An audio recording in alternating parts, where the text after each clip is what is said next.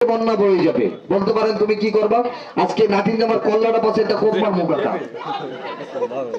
আর এইভাবে মাথা রাখবে আমাদের এই টুলের উপরে। খেলাটা কেমন হবে নাতিন জামাই? খেলা কেমন হইবে? কি রে বাচ্চি আছে না মরে গেছে? কি কস? খেলা কেমন হইবে?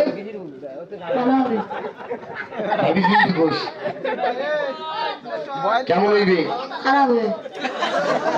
এখন কই যে খারাপ হইবে না? আমি টেস্ট করলাম যে কি কয়।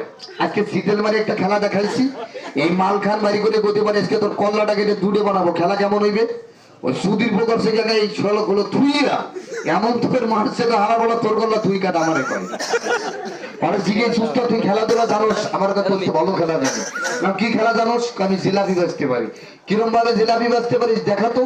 আরাম চাষা কথা প্যান্টের সেন টান দিয়ে খুলে এইভাবে জিলাপি মা এই খেলা আমার বল দিব না। তুই কি আবার ওই জিলাপি ভাই লাইটটা বন্ধ করেন, ফ্ল্যাশ লাইটটা তাই তুই কি ভয়টাই পাইছিস না? আমি দেখতে তোর কোনো ভরসা নাই। আজকে তরল থাকবে তোর হাতে, তুই আমার পেটেতে ঢুকে দিবি, পারবি না?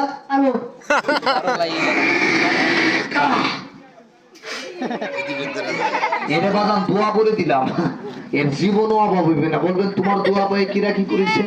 কেউ কোটিপতি, কেউ শিল্পপতি, কেউ বিজনেসম্যান। বলতে পারেন বিজনেস কি?